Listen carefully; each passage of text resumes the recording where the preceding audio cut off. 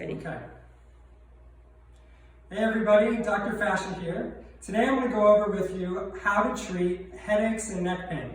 I'm going to be showing you how to use the Dr. Fascia tool as well as a couple movements using the fascia flow movement technique, okay? So, neck pain. Number one area is usually up and through here for the headache, and it's due to neck pain in the upper trap. You have a nice trigger point right in through here.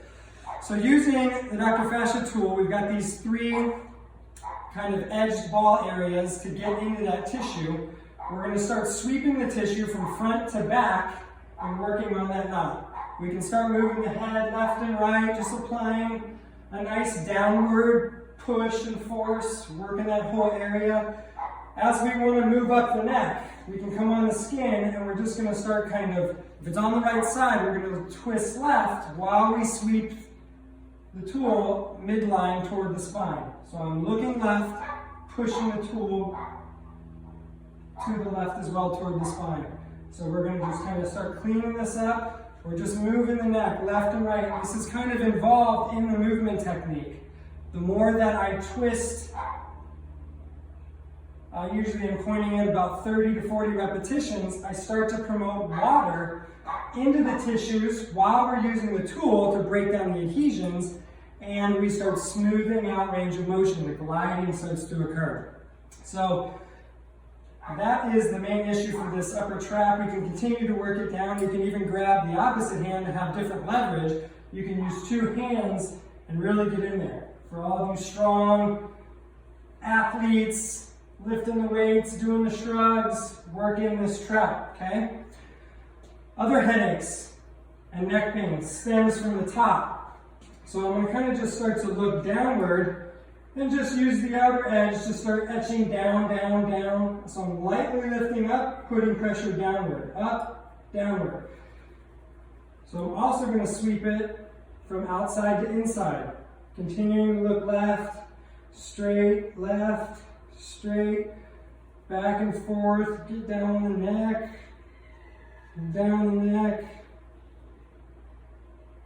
Okay, working through there. So that's a great way to apply the tool. You can also, with two hands, or even flipping it the long ways, you can sweep upward nice and light and get into the skull. A lot of times, headaches are from tight fascia, from clenching the teeth, from just straining. So you can use multiple pieces of this tool or edges on the tool.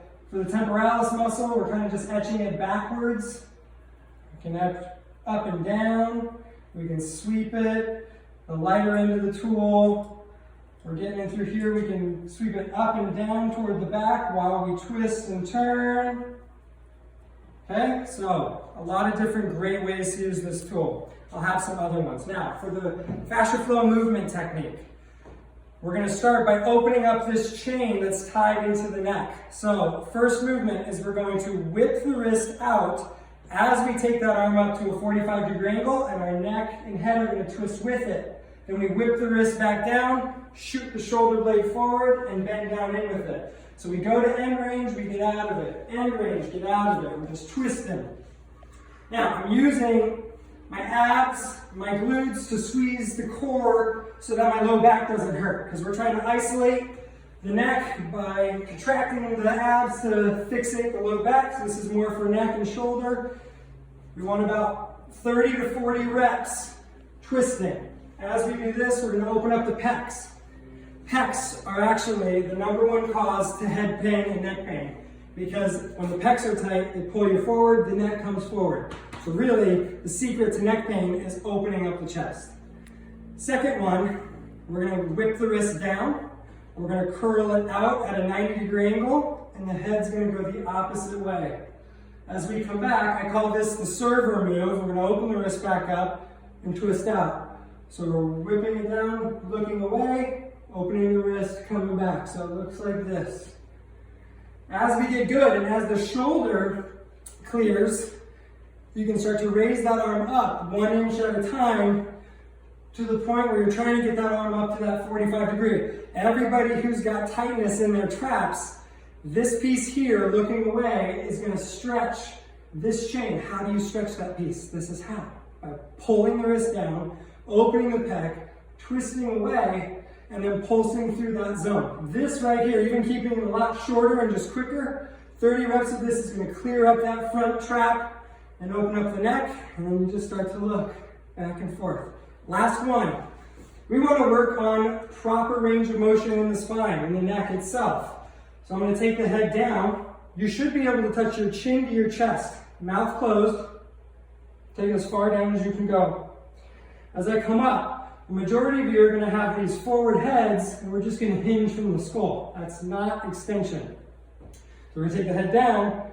We look up. When we get to here, we're going to drive the head backwards and then try to hinge from our lower neck all the way back. So we're keeping this big arc in our neck, and we're working that whole end range.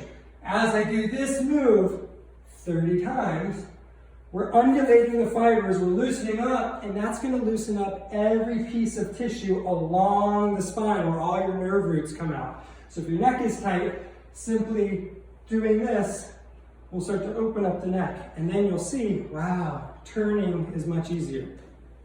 So that'll do it for the head and neck, headaches and neck pain. We'll wait till the next one.